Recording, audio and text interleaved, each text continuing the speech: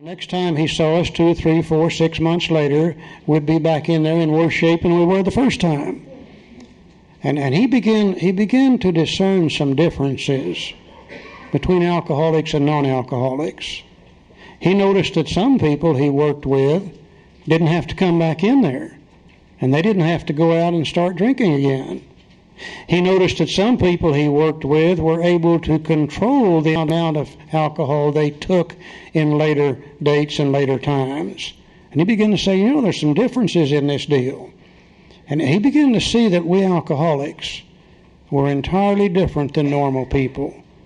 And he began to come up with this idea about the physical allergy, this idea that when we put any alcohol in our system, it produces an actual physical craving, and that craving is so strong we can't stop.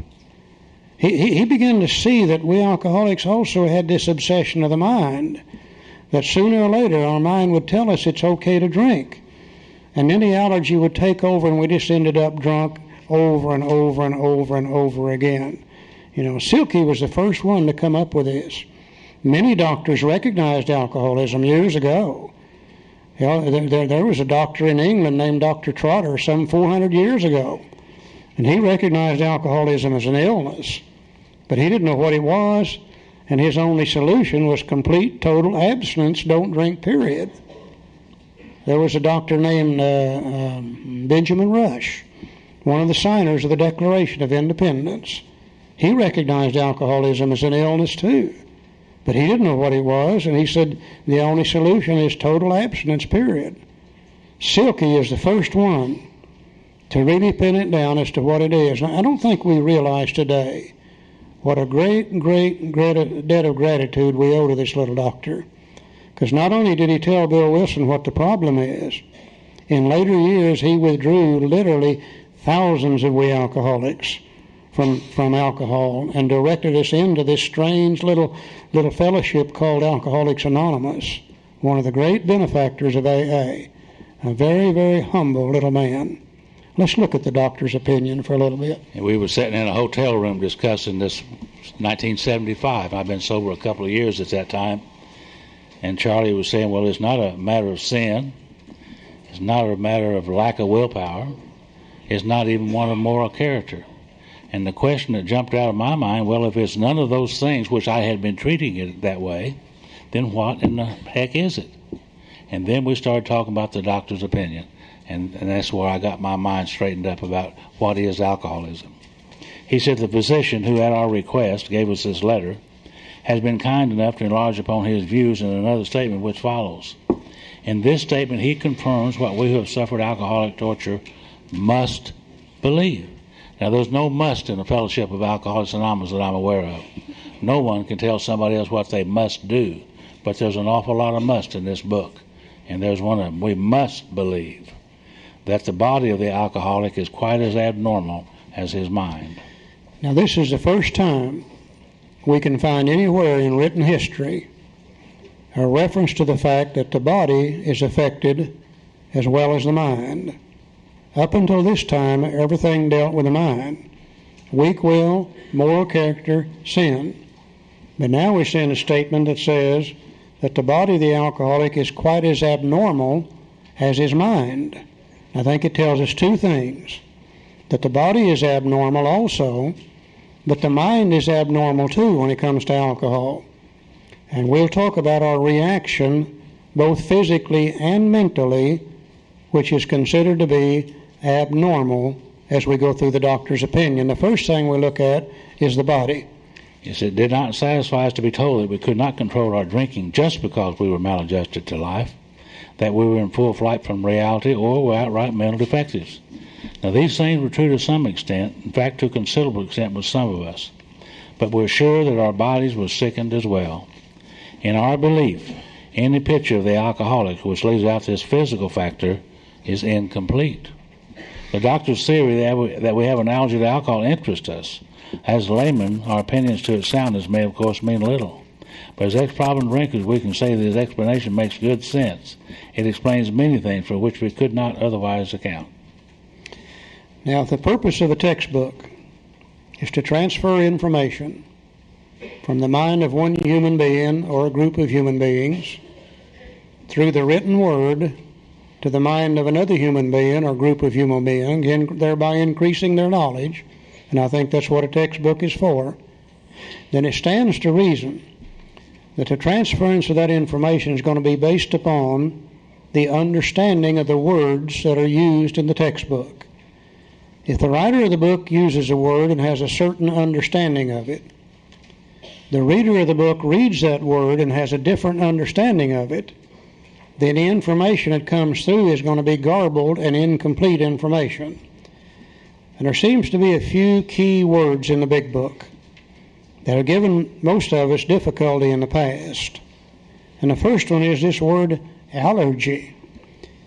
You know, most of us prior to coming to AA, I know I did, most of us, we assume we know what an allergy is. And I knew that if you had an allergy to something, and you got around it and you ate it or you drank it, there would be some physical indicator of that allergy or a physical manifestation of that allergy. For instance, if you're allergic to strawberries and you eat them, you break out in a rash.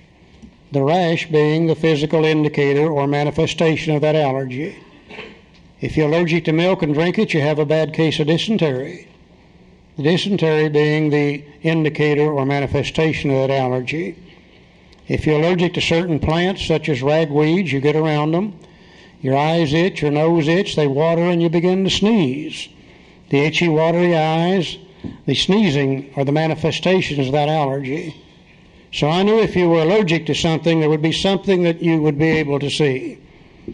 So I come to AA, and they said, Charlie, you've got an allergy to alcohol. You'll never be able to safely drink it again. And I said, well, how in the hell can I be allergic to alcohol? I'm drinking a quart a day. And how can you possibly drink that much of something you're allergic to? And I said, besides that, when I drink alcohol, I don't break out in a rash. I don't have a bad case of dysentery. Once in a while I would, depending on what I've been drinking, but usually I didn't. Nor did it make my eyes, nose itch, water, and cause me to sneeze. And I said, I don't understand what you're talking about. You're going to have to explain that to me. And they said, well, you don't need to understand it. All you need to know is you just can't drink it. And I would go from person to person to person to person and try to get them to explain to me this allergy, and the answer was always the same. What the hell difference does it make? You can't drink it. You don't need to understand it. Forget it. Just keep coming to meetings and you'll be okay. Now today I think I know why they told me that. I don't think they understood it a bit better than I understood it. See? Now if you've got a keen intellectual alcoholic mind like I've got, and you get a question like that dangling out here in front of you, sooner or later, if you don't find the answer to it, it's going to drive you out of your mind. And one day I went to a source of information that has never failed me since that time. I went to a Webster's dictionary, and I looked up the word allergy, and I found several definitions for it, the same as you do for any word, depending on how you're using it. But I think I found the one that fits me exactly. And it said an allergy is an abnormal reaction to any food, beverage, or substance of any kind. An abnormal reaction.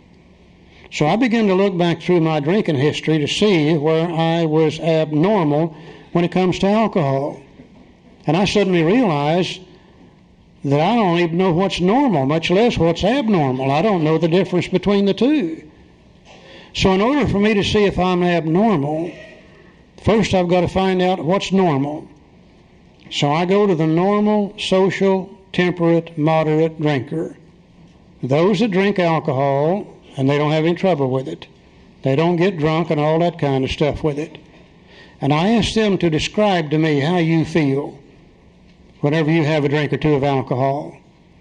And almost invariably the answer is something like this. Well, I can come home from work, tired, tense, wrought up from the day's work, and I can have a drink or two before dinner, and I get kind of a relaxing feeling, and I go ahead and have dinner, and then I probably won't drink anymore that night. Well, now I don't feel that way when I drink alcohol. When I take a drink of alcohol, as I put it to my lips and it crosses my lips immediately begin to tingle. It strikes my teeth and they kind of chatter up and down. It hits my tongue and I can feel my tongue begin to grow and expand and swell. It hits my cheeks and they start fluttering in and out. I feel it passing through my sinus cavities into my forehead, and I begin to get a feeling in my forehead which is absolutely indescribably wonderful. Now, I hadn't even swallowed the damn stuff yet. I just got it in my mouth.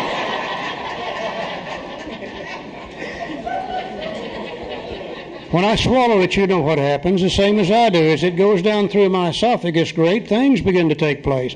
I feel my chest begin to grow and expand and get bigger and bigger. Hits my stomach and just literally explodes like a bomb.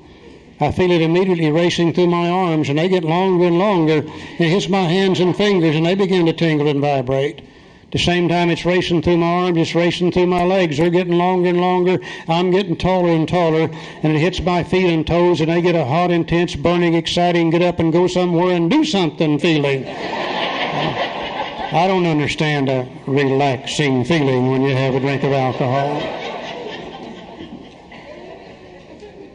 These people told me some things that just blew my mind. They said, Charlie, we have a couple of drinks, and we begin to get a slightly tipsy, out of control feeling. And they said, we don't like that feeling. Therefore, 1 or 2 drinks is all we want to take. My God, how many times have you tried them to get them to take more than one? They say, oh no, I feel this already. No, it's making me dizzy. I don't want any more. Today I realize that is a normal reaction to alcohol. For the normal drinker, alcohol is a sedative. It is a downer. It's supposed to give you a slightly tipsy, out-of-control feeling. But when I put alcohol into my system and it goes into my mind, I don't get a slightly tipsy, out-of-control feeling. I get a very exciting, in-control feeling. You know, they have a couple of drinks and they want to go to bed. I have 2 drinks and I want to go to town. There's an entirely different thing. Yeah. For we alcoholics, it's not a downer, it's an upper. And it gives us a feeling in our mind that nothing else has ever given us before. That great, great, exciting, in-control feeling. They also told me, they said after we take 2 or 3 drinks, we begin to experience a feeling of nausea. And they said, we don't like that feeling. Therefore, 1 or 2 drinks is all we want to take. Today I realize that's a normal reaction to alcohol. Alcohol is a toxic substance. It's a destroyer of human tissue. You put something in the body that's going to destroy it, the body normally reacts with nausea and says, let's puke this up and get it out of here before it hurts us. But when it goes in my body, I don't get out of control. I don't get a nauseous feeling. I get a absolute physical craving that demands more of the same in my body. Their body says, puke it up, and mine says, give me some more. An absolute, completely different reaction. Now, what's the only difference between normal and abnormal? Is what do the majority of the people do. If 9 of them react that way, and 1 of them reacts the way I do, then we are considered to be abnormal, both mentally and physically, when it comes to alcohol. We have an allergic reaction to it. Today I understand that. I certainly didn't before. Now, a good textbook will never tell you anything, but what it doesn't, continue to back it up with more information. Here he tells us about the allergy. Let's go over to Roman numeral 26. 26, Joe? In the 3rd edition, and Roman numeral 28 in the 4th edition. Yeah, 26 and 28. He told us that information over there on Roman numeral page 24, now he's going to tell us again. He's afraid we're going to miss it over there, so he's going to repeat it. That's the way you talk to alcoholics anyhow, you know. You don't tell them just once. You tell them 3 times in 3 different ways, and maybe we'll catch it. He said, we believed and so suggested a few years ago that the action of alcohol on these chronic alcoholics is a manifestation of an allergy. I was pronounced a chronic alcoholic one time in my life, and I didn't like that word at all when I heard it the first time. Not too happy about it now. But chronic simply means doing the same things over and over and over. So I was a chronic alcoholic drinker. It said it's a manifestation of an allergy, that the phenomenon of craving is limited to this class and never occurs in the average temperate drinker. And I think that's really important to understand. Those 9 people that Charlie talked about, they don't have the phenomenon of craving. Whenever they drink, they get all they want to drink, which is maybe 2 or 3, and that's all they want.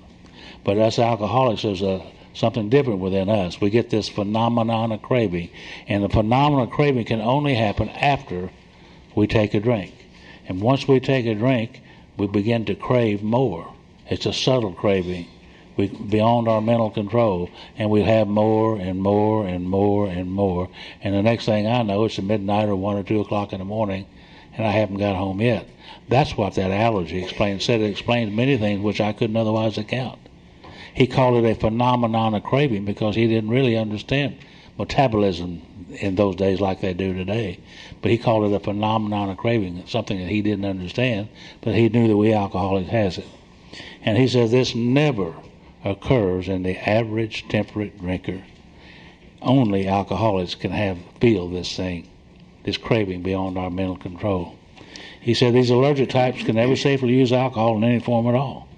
And once having formed the habit and found they cannot break it, once having lost their self-confidence or reliance upon things human, the problems pile up on them and become astonishingly difficult to solve.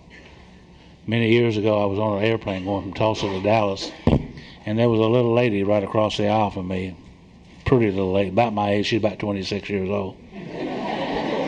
Real pretty, and she was going to go to Las Vegas, her first trip. And boy, she was so excited. She was going to Las Vegas, going to have a good time, staying in a hotel. She wanted to know if I was going to Las Vegas, and if so, where was I staying? I wasn't going, but I kind of wished I was. And she noticed me. I was doing some research for some of you guys, by the way, and I was staring at that drink of hers. I mean, I was really on it this time. I was watching her drink. You can really watch those non-alcoholics in a plane. Get them up close where you can see them. And she caught me staring at that drink, and she took that little thing and shook it at me. She said, "Would you like some of this?" And I said, "No, ma'am, I've got to be home by Christmas." And that's what alcohol does for me. You can watch them in the plane, can't you, Charlie? Oh yeah. You know, and I like to watch them in airplanes. They order them a drink, and they get that little bitty bottle. There's not a drink in it, but they get it anyhow. $5 now. I think it costs them $5 now. And they get them a mixer, and they'll pour some of that in that thing, and they go through a stirring ceremony. They take a little stick, and they stir, and they stir, and they stir, and they stir, and I'm sitting there saying, "Drink the damn thing," and they're stirring. And you know what they do when they get through stirring? They lay the stick down, and they pick up their magazine and start reading the magazine. And every once in a while, they'll reach over and take a little sip out of that. Sometimes a flight attendant will come by and say, "Do you want to finish your drink? We're getting ready to land." And they'll say, "No, I've had all I want." And they give half of it back to them. Yeah. They call that normal. They call that normal drinking. Hell, I call that sick drinking, you know. If there's such thing as alcohol abuse, that's got to be it right there. Okay, for one who's allergic to strawberries, that's manifested by a rash. To one who's allergic to milk, that's manifested by dysentery. To one who's allergic to ragweeds, that's manifested by itchy, watery eyes and sneezing. All 3 of those are things you can see. To one who's allergic to alcohol, that's manifested by the phenomenon of craving that develops in the body after we have had a drink. You can't see it. That's what had me so confused. You can't see it, you can only feel it. And only alcoholics feel it. Normal social drinkers will never understand how we feel after we take a drink of alcohol. They can't understand it any better than we can understand how they feel when they have a drink or 2 of alcohol. A completely different reaction. Now, it's very important that we look at this word craving and keep in mind that in the first 164 pages of the big book, when you see the word craving, it is always referring to the body, not to the mind. People say, I came to AA and I craved a drink for 3 years. No, in the context of the big book, that's the wrong use of that word. They desired a drink, they wanted a drink, they needed a drink. But the only way an alcoholic can crave alcohol is to first put it in the system. Then the phenomenon of craving develops, and then we can't stop, and we end up drunk and sick and in all kinds of trouble every time. And you can only feel our allergy, you cannot see it. Now, if we'll go over to Roman numeral, page 28, in the third edition, page 30 in the fourth edition, we're going to look at 5 different kinds of alcoholics. And he's going to drive this point home one more time about this physical allergy. There's as many types of alcoholics as there are people in this room tonight, different types. But he's only going to talk about 5, and there's many more, but right now he's just going to talk about 5. He says the classification of alcoholics seems most difficult, and as much detail is outside the scope of this book. He said there are, of course, the psychopaths who are emotionally unstable. We're all familiar with this type. They're always going on the wagon for keeps. They are over-remorseful, make many resolutions, but never a decision. We call that type 1. There is a type of man who is unwilling to admit that he cannot take a drink. He plans various ways of drinking. He changes his brand or his environment. Type 2. There is a type who always believes that after being entirely free from alcohol for a period of time, he can take a drink without danger. Type 3. There is a manic-depressive type. It's a real sick one, who is perhaps the least understood by his friends, about whom a whole chapter could be written. Type 4. Now, I always thought I was the next one, a type 5. Then there are types entirely normal. Doesn't that describe Charlie? Then there are types entirely normal in every respect, except in the effect alcohol has upon them. They are often able, intelligent, friendly people. I used to read that and I'd think, well, how did he know so much about me anyhow? Now then he makes his point. All these and many others have one symptom in common.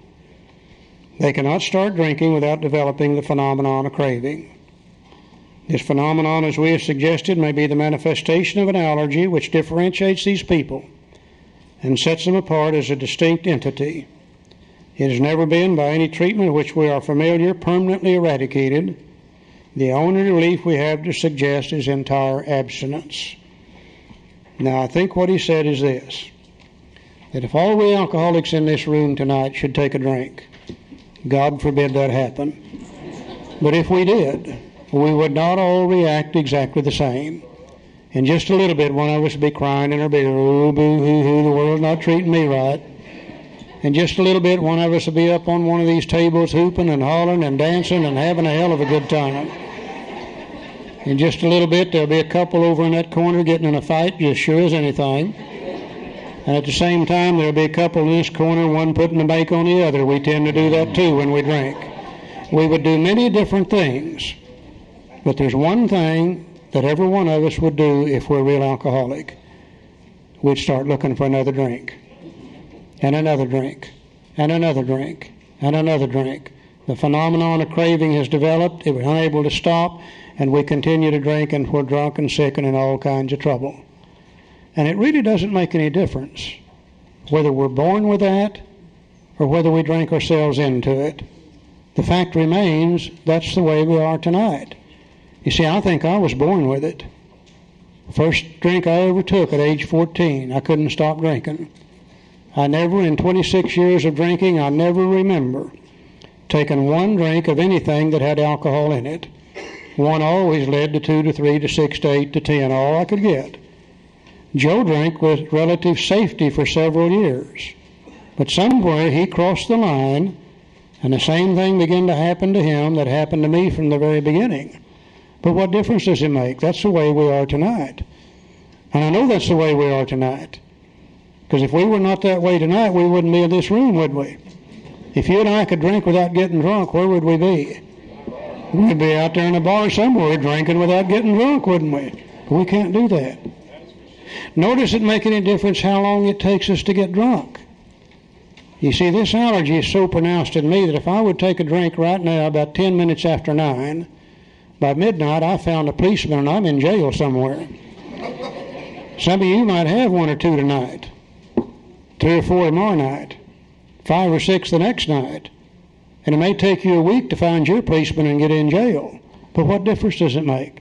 The first drink is what triggers it off. That's what we've got in common in AA. That's why we have singleness of purpose in AA. Because you see, that's the only thing we really got in common in AA. That's why we try not to bring other things into our AA meetings, because then we lose our commonality and our singleness of purpose when we do so. This is the one thing that each one of us can identify with, is this phenomenon of craving. Now, we're going to look at a little picture, and let us be the first to say that this picture we're going to put up here is not AA information. AA will not get involved into why we're allergic. That would just create too much controversy. But there's some information that has come out in recent years that I think we would be remiss if we didn't look at it. Back in the 1930s, when Dr. Silkworth came up with this idea, they didn't know very much about metabolism then. Today they understand metabolism. And today they know that if you put anything in your body, say a piece of beefsteak, the mind and body recognizes what that is. And certain organs of the body begin to produce some things called enzymes that attack that beefsteak. And it breaks that beefsteak down and separates it into usable and non-usable items. The amino acids, the vitamins, the proteins are retained by the body, and what it can't use will be dissipated through the urinary and the intestinal tract. The body does that with anything you put in it, providing it's not a poison or something that'll kill you before it can metabolize it. It'll do the same thing with a liquid. And in this picture we've got up here, on the left-hand side, in the middle of that picture, the center column, we have the 9 people who drink safely. They are at ease with alcohol. They never get drunk. They never get in trouble with it. They can take it or leave it alone. Alcohol is no problem for them. They put it in a system, the mind and body recognizes it. The enzyme production starts and attacks the alcohol, breaks it down into the first stage to a material called acetaldehyde. Then after a period of time, it's broken down to diacetic acid.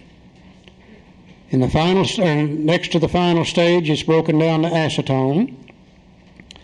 In the final stage, it becomes a simple carbohydrate, which is made up of water, sugar, and carbon dioxide.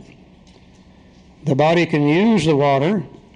The excess will be dissipated through the urinary and intestinal tract. The sugar is energy, calories, empty calories. None of the amino acids, none of the vitamins, none of the things necessary for life, but a form of energy. And the body will burn it as energy and store the excess to be used at a later date as fat. The carbon dioxide will be dissipated through the lungs. Now, the normal, social, temperate, moderate drinker, the rate of metabolism is approximately 1 ounce per hour. Now, I know it'll vary with different people, but the average is 1 ounce per hour. And if they don't drink more than 1 ounce per hour, they can't get drunk. And very seldom do you ever see one drink more than 1 ounce per hour. Remember, they get that slightly tipsy, out of control beginnings of a nauseous feeling. And if you're with one of them and they're drinking more than 1 ounce per hour, you better step away from them, because they're probably going to puke on you after a while, So alcohol is really not a problem for them. Let's go to the left-hand side of the sheet. That's the one who does not drink safely, or the one who is at dis-ease with alcohol. And that's all the word disease means, something that separates you from the norm. We alcoholics take a drink, put it in our system. Same thing happens. The enzyme production starts. The enzymes attack the alcohol, break it down to acetaldehyde. Then after a while it becomes diacetic acid. Then after a while it becomes acetone. Now it seems as though in the body of we alcoholics, the enzymes necessary to break it down from acetone to the final stage of the simple carbohydrate are not there in the same qualities and or quantities as they are in the body of the non-alcoholic. And it stays in our body for a longer period of time as acetone. It's been proven today that acetone ingested into the human system, that it stays there for an appreciable period of time, creates an actual physical craving for more of the same. And that physical craving then demands a second drink. Now just think about this. We put the first drink in our system. The acetone level develops a phenomenon of craving and requires the second drink. And we take the second drink. Now we got nearly all the acetone from the first drink. Now we've got the acetone from the second drink. And the acetone level goes up. And if the acetone is what causes the craving, then the craving goes up. And that demands a third drink. We got most of the first, nearly all the second. Now we put in the acetone from the third drink. And the craving goes up higher and demands a fourth drink. At midnight, we're laying out in the parking lot. They run over us and broken our leg. And they come running up to us and say, "Can we help you?" And we say, "My God, yes, give me another drink."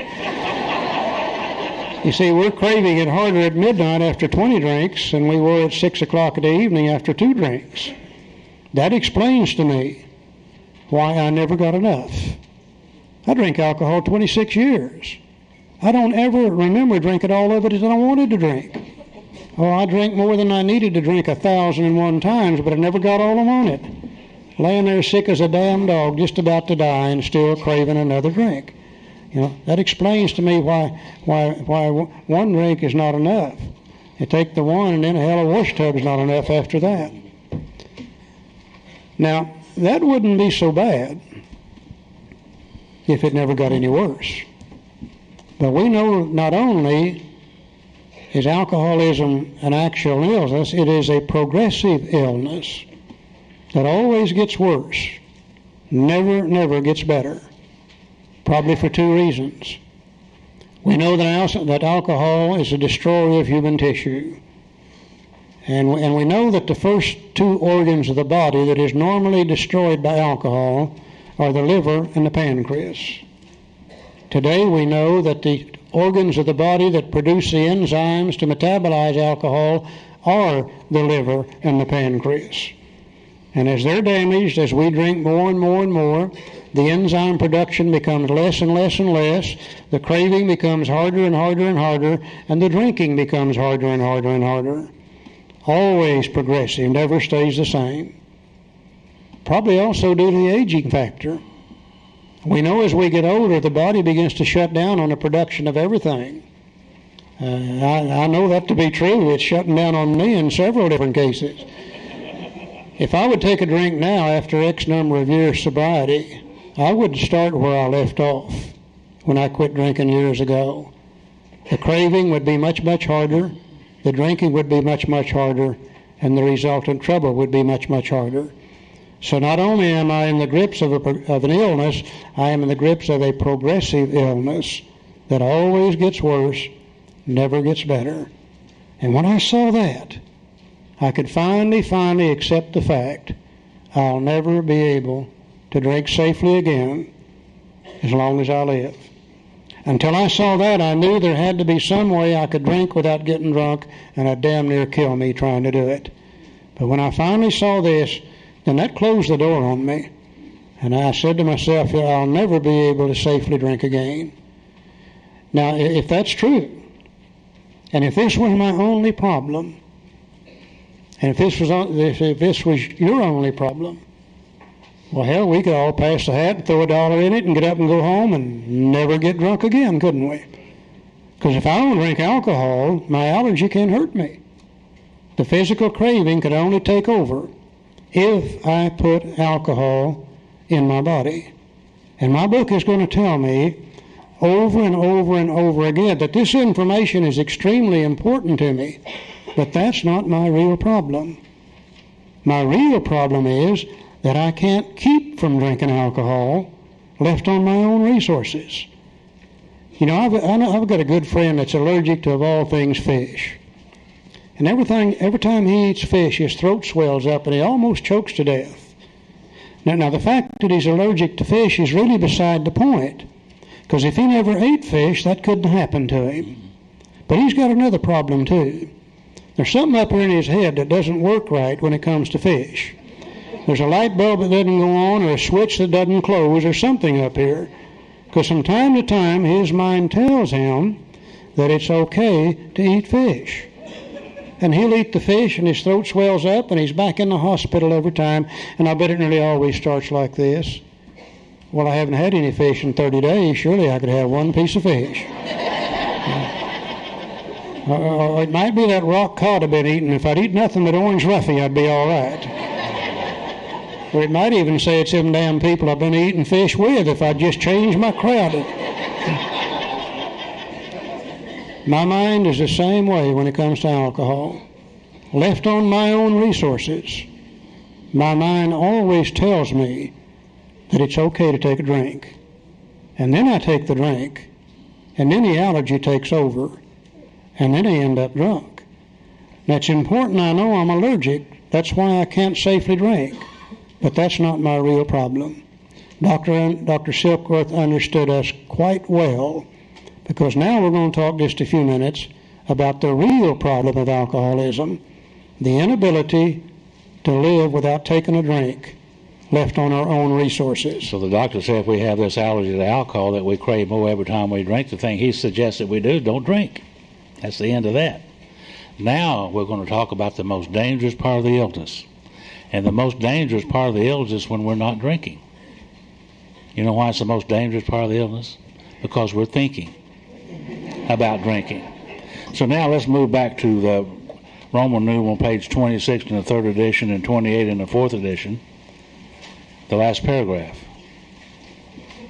We're going to talk about the most dangerous part of the illness because of our thinking. He said men and women drink essentially because they like the effect produced by alcohol. Now, many alcoholics are highly offended when you say that. They say, oh, no, that isn't the reason I drink. They say, the reason I drink is I love the taste of alcohol. I wouldn't argue with them whether they do or not. You know, I love the taste of cold beer. Always have all my life, as far back as I can remember. I also love the taste of cold mountain spring water. And I never did sit down and drink a case of cold mountain spring water. Alcohol does something for me that cold mountain spring water doesn't do. As a kid growing up, I was always on the outside of the crowd looking in. Always wanted to be a part of, knew I could not be. Always knew that whatever I said, whatever I did would be the wrong thing. People would laugh and I would be embarrassed.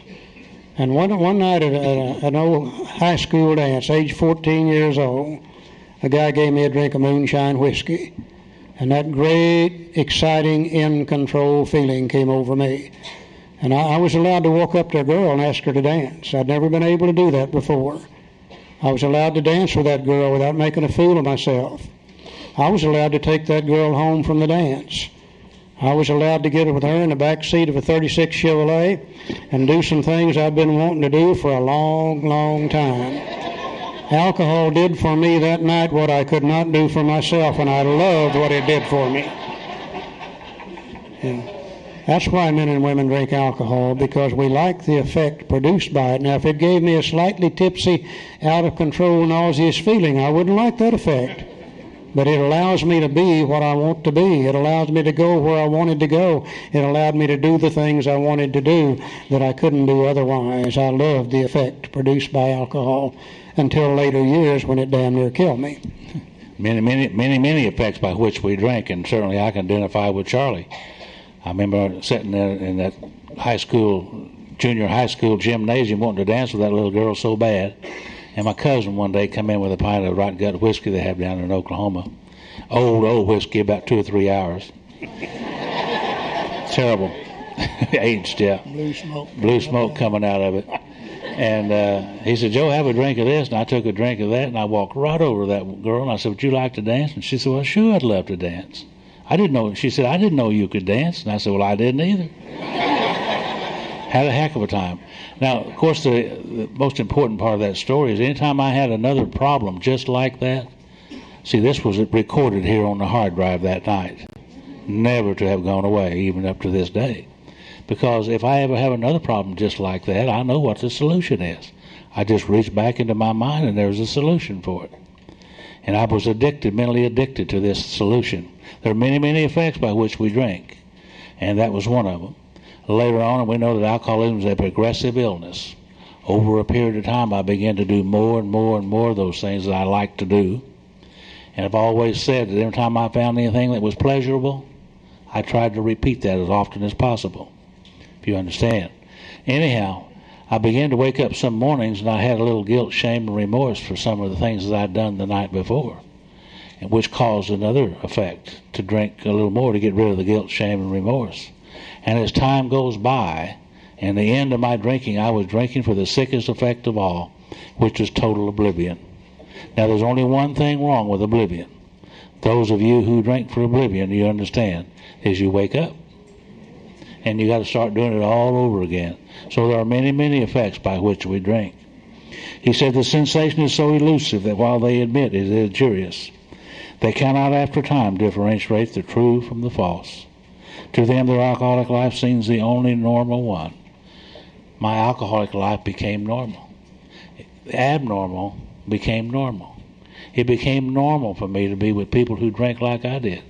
And if they didn't drink like I didn't drink with them, and I didn't know them. The bars I went to, those people in those bars drank somewhat like I did, or I didn't go into those bars. I remember one morning, my wife, down here, Phyllis, past delegate, one morning we were talking, and I said, Phyllis, you realize that most people don't drink like we do? And she looked at me, and this is what she said. She said, bullshit. I don't talk that way. That's what she said. She said, bullshit. Everybody we know drinks just the way we do. And that was the truth. The abnormal became normal. I remember when I got sober, I went to my very first football game sober. And I knew that there would be 50, 60,000 drunks out there. There always was when I went to a ball game. But I went out to my very first ball game sober, and I didn't see anybody drunk. Like I know drunk. A few people having a few beers, but not really drunk. I thought everybody out there was drunk. The abnormal had become normal to me. And this is what we are when we're not drinking.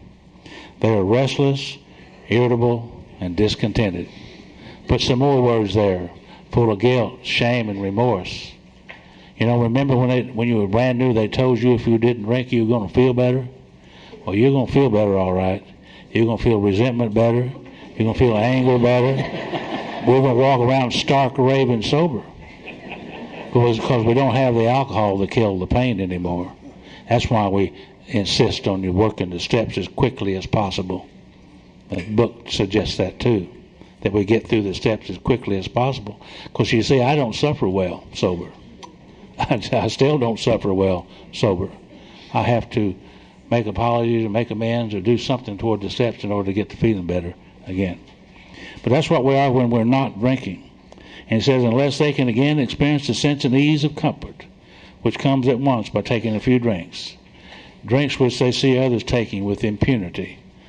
Impunity. I had a neighbor across the street from me. He drank like I did pretty much, but he never did get in trouble. He drank with impunity, never having any problems. He said after they have succumbed to the desire again, as so many do, then we start to drink, and then the phenomenal craving develops. They pass through the well-known stages of a spree, emerging remorseful, with a firm resolution not to drink again. Now this is repeated over and over and over and over and over and over. And unless this person can experience an entire psychic change, there's very little hope for his recovery. And I don't know about you, but I have woke up many, many times promising myself, my wife, and my daughter that I'm never going to take another drink. I'm through drinking. Never going to drink again as long as I live. And I meant that. And those of you who made those promises at that time, you know that I meant that, and you meant it as well as I did. But you see, I didn't know I had an illness called alcoholism. See, this is repeated over and over. Unless this person can experience an entire psychic change, there's very little hope for his recovery. He's talking about the mind now. The book says that the main problem of the alcoholic is in the mind rather than in the body. Dr. Jung told Roland that ideas, emotions, and attitudes, which were the guiding force of lives of these people, are suddenly cast to one side. He talks about psychic change, personality change, spiritual awakening, spiritual experience. All those things are the same thing. A complete change of mind while sober. Unless I can experience that, there's very little hope for my recovery. I wish all you guys here tonight could stand up here where I'm standing and look at the people in this room. Just makes me want to, almost makes me want to cry just seeing everybody here. God, you look great. You look great. Talking about the big book Alcoholics Anonymous. Talking about alcoholism, recovery therefrom. Okay, on the left-hand side of that picture up there, we could see why we can't drink because of the allergy. And over on the right-hand side of that picture, we've drawn a little deal to kind of illustrate this obsession of the mind idea. And we've drawn in here what we call an emotional barometer. Now, all human beings have emotions.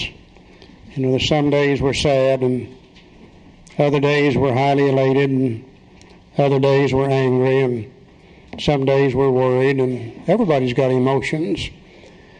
And most kids, as they grow up, have some emotional problems.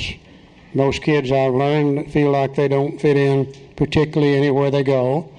And the wart on my nose is bigger than the one on your nose, and et cetera, and et cetera. And most kids, as they grow up, they kind of learn how to handle those emotions and take care of those. But in my own particular case, when I was at age 14, and I took that drink of moonshine whiskey, well, hell, my emotional problems disappeared. I wasn't afraid anymore. I fit in with everybody. And I could go anywhere and do anything that anybody else did. And I wasn't worried, and I was highly elated, and everything was just great. And the human mind is a funny thing. If you've got a problem, and I don't care what the problem is, and if you find a solution to that problem, then the mind records that. And the purpose of the mind recording that is because the next time we have the problem, then we don't have to go look for a solution. The mind will play it back to us. And I know I took that drink of whiskey, and it solved my problems that night. It did for me what I could not do for myself. And I could hardly wait until I got to do it again. And sure enough, it worked for me the second time. And it worked for me the third time. So I knew that any time I had one of those emotional problems, that if I didn't feel good, if I was worried, if I didn't fit in, that I could take a drink of whiskey and I would feel better. Now that would have been okay if I hadn't had the physical allergy too. But with the physical allergy, every time I would use that alcohol in order to take care of my emotional problems to make me feel better, I would trigger that allergy. And then I would end up drunk. And then I'd come off of that drunk, and always, when you come off of that drunk, I would be remorseful. And I would be kind of restless and irritable and discontented. And I would do some things on that drunk that I wouldn't do whenever I was sober. And some of the shame and some of the fear and some of the guilt and some of the remorse would just literally eat me up. And I would run around under that condition for just about as long as I could stand it. And I'd get to thinking about taking a drink, and then sure enough, that drink would solve my emotional problems, and all those worries and fears and anxieties would go away, and I would do the same things that I'd done on the last drunk, and I'd come off of that drunk still restless, irritable, and discontented. Now, what I tried to do whenever I was still out there drinking, after I began to get in more and more and more trouble because of this physical allergy, as the allergy progressed and the drinking became harder and harder and harder, finally somewhere along there I began to realize that, Charlie, you've got a little problem with this alcohol, that you're doing things when you're drunk that you just don't do when you're sober.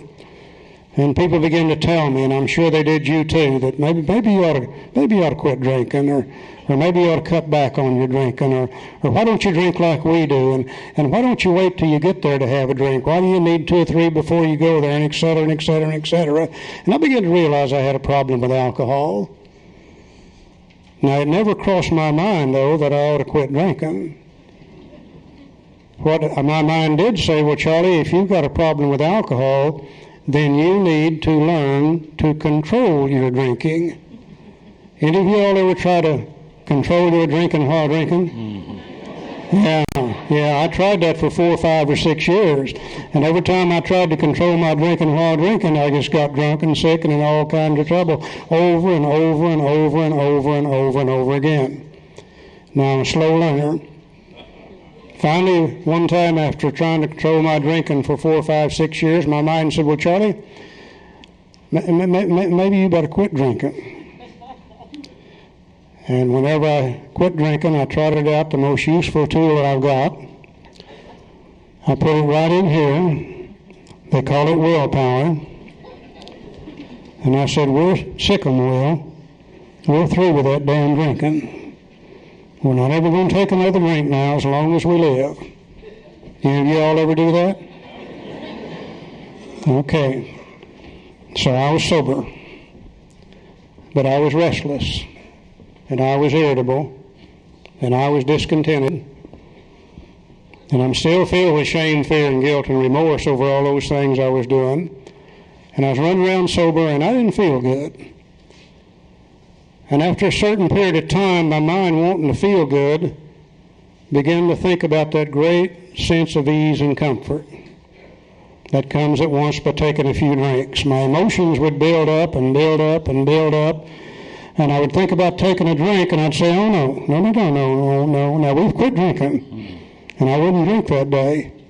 But the next day I get up and I'm still restless, irritable, and discontented, filled with shame, fear, guilt, and remorse, and I want to feel better, and my mind only knows one way to feel better, and it begins to think about taking a drink, and it said, no, we've quit that damn drinking.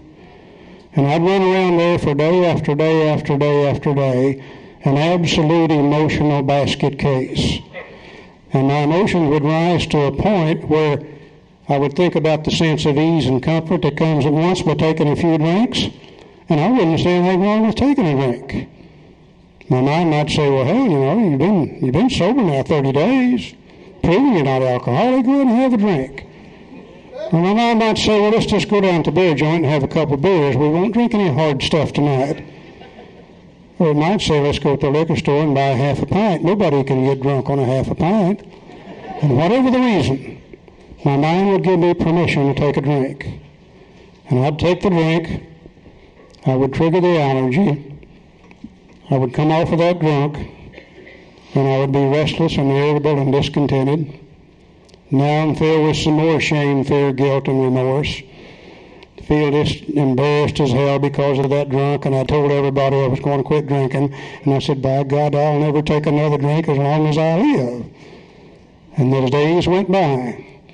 And the emotions would begin to build up. And I'd begin to think about taking a drink. And willpower would stop me today. It would stop me tomorrow.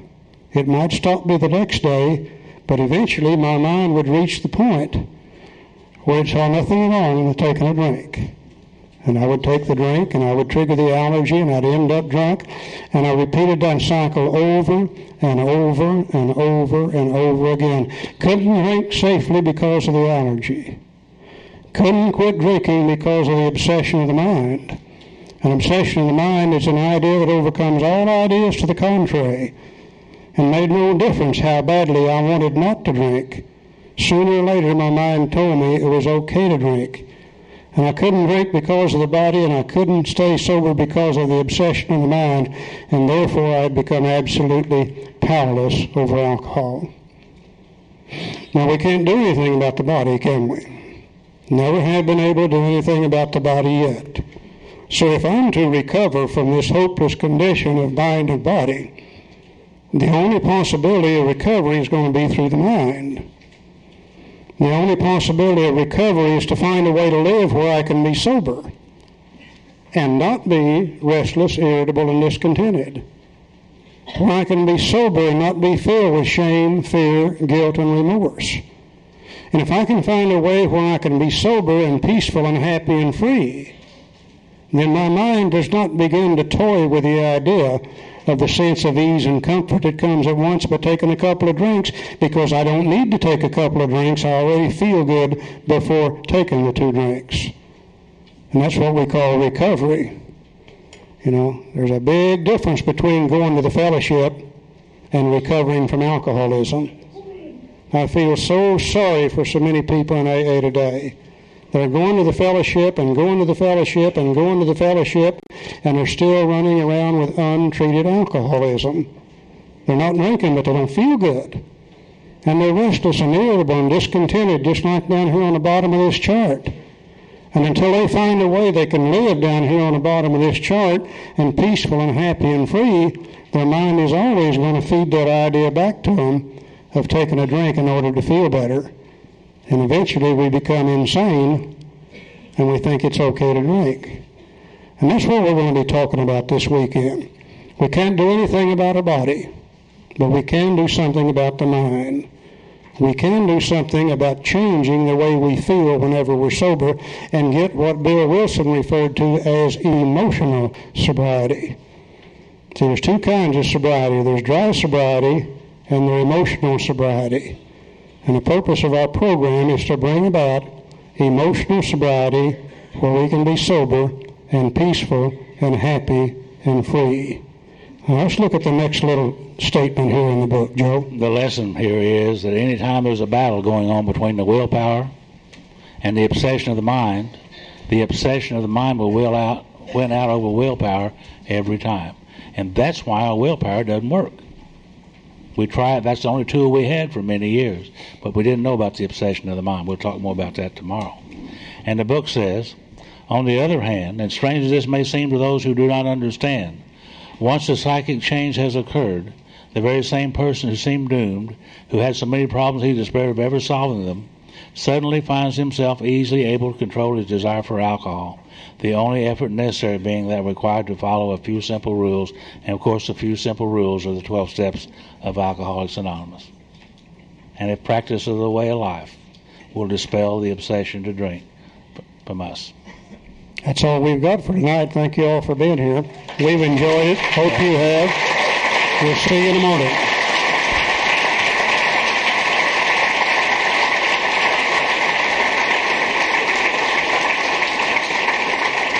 I believe it's going to be at 9 o'clock in the morning, and let's just remain standing, and we'll close the meeting in the usual manner with the Lord's Prayer. And I'm an alcoholic. Been sober ever since I could remember. Thank you. I have a little story here I'd like to read. It said a man is flying in a hot air balloon and realizes he's lost. He reduces his height and spots a man down below. He lowers the balloon further and shouts, "Excuse me, can you help me?" He said, "I promised a friend I'd meet him a half hour ago, but I don't know where I am." The man below says, "Yes, you are in a hot air balloon, hovering approximately 30 feet above this field. You at a latitude 42 degrees north and a longitude of 80 degrees west." He said, "You must be a sponsor," says the balloonist. He said, "I am," replied the man. "How did you know?" "Well," says the balloonist, "everything you've told me is technically correct, but I have no idea what to make of your information. And the fact is, I'm still lost." The man below says, "Well, you must be a sponsee." He said, "I am," replies the balloonist, "but how did you know?" "Well," says the man, "you don't know where you are or where you're going. You've made a promise which you have no idea how you to keep, and you expect me to solve your problem. The fact is, you are in the exact same position you were before we met, but somehow it's my fault."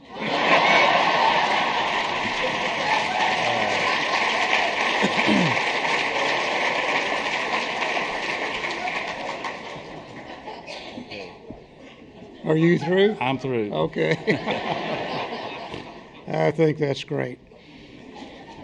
We spent a lot of time last night talking about the problem, talking about the doctor's opinion, talking about the physical allergy to alcohol, which ensures that we can't safely drink, talking about the obsession of the mind that ensures, left on our own resources, we can't keep from drinking. I think we're all able to see if we can't drink without getting drunk because of the allergy, If we can't stay sober, keep from drinking because of the obsession, then we're absolutely powerless over alcohol. Now remember, Bill, before talking to Dr. Bob, he had always started out talking to people about spirituality in New York City. And he had succeeded in helping nobody. And he went by to see Dr. Silkworth, and Dr. Silkworth said, well, why don't you talk to them about the exact nature of the illness? Tell them about the allergy, tell them about the obsession. You'll get their attention, and then you can talk to them about spirituality. So for the first time, Bill tried that when he talked to Dr. Bob. And it was absolutely amazing, the effect that it had on Dr. Bob. And Bill did it not by talking about Dr. Bob's drinking, but by talking about his own drinking. And as he shared his story, and as he shared his physical allergy to alcohol, as he shared his obsession of the mind, and his powerless condition for the first time, Dr. Bob could see what his problem was. Then when he could see that hopeless condition of mind and body, he began to apply the Oxford Group program to a depth that he had never been able to do before. And lo and behold, he had a spiritual experience and he recovered from alcoholism. And as the book said, we learned two things that night. One thing that we learned is one alcoholic can affect another, as no non-alcoholic could, by sharing our experience, our story, our own hope. And the other one is that for good recovery, a strenuous work with another alcoholic was necessary for us to do so.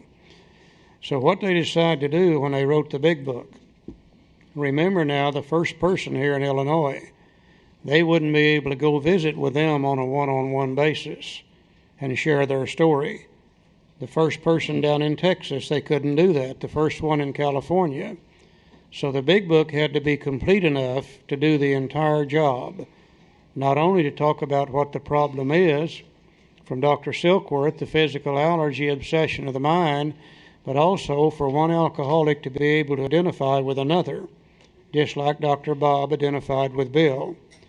So they said, well, now that we've told them about the problem, we need to give them an example of an alcoholic who has that problem so that they'll be able to identify. So they decided what they would do is put Bill's story in here for the purpose of identification. It's a classic example of what Dr. Silkworth talked about. In Bill's story, we're going to be able to see his physical allergy to alcohol. We're going to be able to see his obsession. We're going to be able to see the progression of his alcoholism. We're going to see Bill going from fun drinking, exciting drinking, to drinking almost every day and almost every night. We're going to see him going from that to absolute necessity, drinking in order to live. And then we're going to see Bill drinking for the sickest reason of all, complete, absolute oblivion. And any alcoholic reading Bill's story, they're going to be able to identify with another alcoholic. And the greatest thing we're going to see in Bill's story is how he affected his recovery from alcoholism. And if we're brand new and we've never had any contact with the fellowship, and the only contact has been through the big book, if we can read and identify with Bill, then we're going to be able to say to ourselves, well, we're enough like this guy that if he could recover from alcoholism, just maybe we could too. The beginning of belief, the beginning of hope starts in Bill's story. Now, a lot of people say, well, we can't identify with Bill, because after all, he was a night school lawyer, a New York City stockbroker, and we were not. And down in our part of the country, we say, yeah, and he was a Yankee, and we were not. And a lot of the women say we can identify with him because he's a man, and they don't think like we do. But I think if we all look at Bill's story and look for identification, we're going to be able to find plenty of identification, one alcoholic with another, as we go through that thing.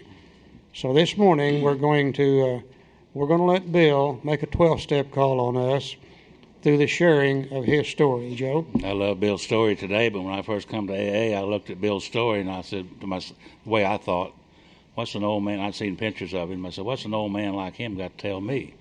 So I just skipped over Bill's story, didn't even read it. Very open-minded, you can see. come to find out, Bill was 43 years old when he first wrote the book. Looks rather young to me today. Yeah. And as I began to read and identify with Bill, I could see that he was a whole lot like me and most alcoholics, really. He was a very optimistic fellow. He was hard-working, worked real hard, had lots and lots of willpower. A self-made man, become very successful with these ordinary attributes. And the story of Bill tells the whole story of Alcoholics Anonymous today, as I see it. We're going to read what he was like, how he learned he was sick, and most importantly, how he affected the recovery. The whole story of AA is in Bill's story. So let's go to page 1 in the 3rd edition. Bill's story, chapter 1. War fever ran high in the New England town to which we knew young officers from Plattsburgh were assigned, and we were flattered when the first citizens took us to their homes, making us feel heroic. Here was love, applause, war, moments sublime with intervals hilarious. Anybody ever have any moments sublime with intervals hilarious while drinking? I have. I like the way Bill writes. I was part of life at last, and in the midst of the excitement I discovered liquor. I forgot the strong warnings and prejudices of my people concerning drink. In time we sailed for over there. I was very lonely and again turned to alcohol. We landed in England and I visited Winchester Cathedral. Much moved, I wandered outside. My attention was caught by a doggerel on an old tombstone. Here lies a Hampshire grenadier who caught his death drinking cold small beer. A good soldier is never forgot whether he dieth by musket or by pot. Now, for you younger guys, this pot that's referred to here is it's not that wacky weed, you've been using. Yeah, it's a pot of beer. That's the way they used to serve it over in England.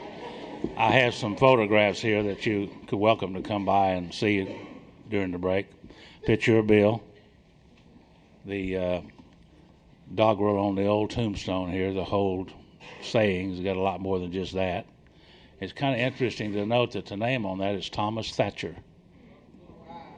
Ebby Thatcher, Thomas, I don't know. But it's there. Here's a picture of Dr. Bob's grave. Most of y'all are so close to here that you've probably seen it. And here's a picture of Bill and Lois's grave in East Dorset, Vermont. Humble little cemetery, small little tombstones. That's the way they wanted to be buried. A moving experience in either one of those places. Yeah, I mean, you really do cry when you get there. And Charlie and I was in Albany, New York a couple of years ago, and we found out that Ebby Thatcher is buried in Albany. We thought he was down in Texas. And so we wanted to go out there and see him. And we went out there, and the weeds were up over our head. Hadn't been anybody there in a long, long time to see Ebby. Without Ebby, there's no AA. You see, a forgotten man, unfortunately, in AA. We cleaned the grave off and took that picture. One of the fellows who was with us had lots of money, and he gave money to the grave tenders there to keep it clean for us to go by and visit. So if you're ever in Albany, go by there. That's another moving experience. Here's the gatehouse where Bill and Bob first met, the first time in Henrietta Seiberling's estate. A picture of William D. Silkworth's tombstone. And there's a little hand-done saying on Bill's grave in New Bedford, Connecticut, at Stepping Stones. This is in his bedroom. So just little pictures here if you want to come by and look at. You're welcome. We'll leave them laying up here on the table if you want to see them. So. The book says, ominous warning, which I failed to heed. 22 and a veteran of foreign wars. I went home at last. I fancied myself a leader, for had not the men of my battery given me a special token of appreciation, my talent for leadership, I imagined, would place me at the head of vast enterprises which I would manage with the utmost assurances. I took a night law course and obtained employment as an investigator for a surety company. The drive for success was on. I'd prove to the world that I was important. I already identify with Bill Wilson. That's all I ever wanted to do, was become successful at something and prove to the world that I'm important too. One of the great driving forces behind every alcoholic I've ever known is, by God, we're going to show them. We're going to be just as good as they are. We're going to prove to them that we're okay. The great drive for success. He said, my work took me about Wall Street, and little by little I became interested in the market. Many people lost money, but some became very rich. Excuse me, why not I? I studied economics and business as well as law. Potential alcoholic that I was, I nearly failed my law course. At one of the finals, I was too drunk to think or to write. Though my drinking was not yet continuous, it disturbed my wives. I can identify with Bill on that. We had long talks when I would still her forebodings by telling her that men of genius conceive their best projects when drunk. Charlie said last night we make our talk slow and fast talk to slow-thinking people. Well, Bill's trying to do some of that right there, but, people didn't buy that. By the time I'd completed the course, I knew the law was not for me. The inviting maelstrom of Wall Street had me in its grip. Business and financial leaders were my heroes. Out of this alloy and drink and speculation, I commenced to forge the weapon that one day would turn in its flight like a boomerang and all but cut me to ribbons. Living modestly, my wife and I saved $1,000. It went into certain securities, then cheap and rather unpopular. I rightly imagined that they would someday have a great rise. I failed to persuade my broker friends to send me out looking over factories and managements, but my wife and I decided to go anyway. I developed a theory that most people lost money in stocks through ignorance of markets. I discovered many more reasons later on. Bill really became one of the first good investment counselors on Wall Street. The time he's referring to was back in the 1920s. The stock market was on a roll. Just about everybody that dealt with stocks made money out of them. About all you had to do was buy them, hold on to them, let them go up in price, sell them, buy some more. You only had to put down about 10% of the cost of them as margin money. And Bill began to say, look, sooner or later this bubble's going to burst. Sooner or later we're going to have to start making our decisions based on fact rather than speculation. So he went to the people that had the money and he said, I don't have the money to do this, but if you guys would back me financially, I'll go out and I'll start visiting these different companies.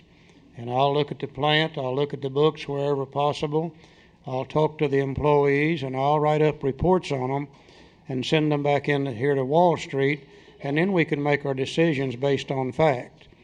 Well, the people had the money said, nah, Bill, we don't need that kind of information. We're making about all the money we need to anyhow. And you know how we alcoholics are. We get an idea, stubborn and bullheaded to the extreme. He said, to hell with them. Said, I don't need those damn people anyhow. He said, we gave up our positions and off we roared on a motorcycle. The sidecar stuff with tent, blankets, a change of clothes, 3 huge volumes of a financial reference service. Our friends thought a lunacy commission should be appointed. Perhaps they were right. I had had some success in speculation, so we had a little money. But we once worked on a farm to a month to avoid drawing on our small capital. That was the last honest manual labor on my part for many a day. We covered the whole eastern United States in a year. In about a year's time, traveling up and down the eastern seaboard, Bill visited approximately 100 of the largest companies. And he wrote up these reports and sent them back to Wall Street. He said at the end of it, my reports to Wall Street procured me a position there and a use of a large expense account. The people that had the money saw these reports and they said, oh yeah, man, this is great information. Immediately they put Bill on the payroll, gave him a large expense account. The exercise of an option brought in more money, leaving us with a profit of several $1,000s for that year. Now, Bill's from a little town up in Vermont called East Dorset, Vermont. Never had anything before in his life, really. And all of a sudden now, here he is on Wall Street. He's the fair-haired boy. He's got him a great job. He's got a good expense account. He's exercised an option. He's made several $1,000s off of that. And he said, for the next few years, fortune threw money and applause my way. I had arrived. My God, how many of us have done the same kind of thing, work our tails off, and the day we get there, what a great feeling that is. My judgment and ideas were followed by many to the tune of paper millions. The great boom of the late 20s was seething and swelling. Drink was taking an important, exhilarating part in my life. Bill doesn't know he's alcoholic. He just knows that he loves to drink. There was loud talk in the jazz places uptown. Everyone spending thousands and shattered in millions. Scoffers could scoff and be damned. I made a host of fair weather friends. Now we know as an alcoholic, though, his drinking is going to be progressive. And over a period of time now, it begins to get a little worse and a little worse as time goes by. I can identify with Bill. He's drinking good whiskey in those jazz places uptown, and boy, I used to be like that myself. I made a lot of money for a lot of people, but I'm also quite capable of losing a lot of money for a lot of people, which I did that, so it all evened out. But anyhow, Bill's doing good, isn't he? Everything's wonderful in Bill's life. He said, my drinking assumed a more serious proportion, a little serious now, continuing all day and almost every night. The remonstrances of my friends terminated, and round I became a lone wolf. People begin to say to Bill, you're drinking too much.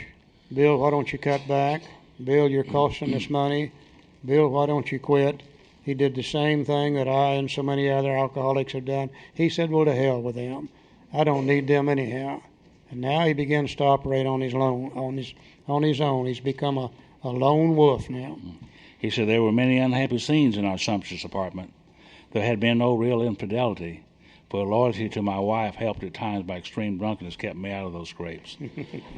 I have believed of just about everything Bill has ever written, but I'm not sure about that statement. You know? Bill wrote a little book called As Bill Sees It. Lois wrote one called Lois Remembers. There's a difference between the two.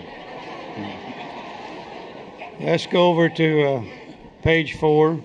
Bill's doing good. He's got lots of willpower, hope for the future, hardworking, optimistic, self-made man, made a lot of money in a lot of places.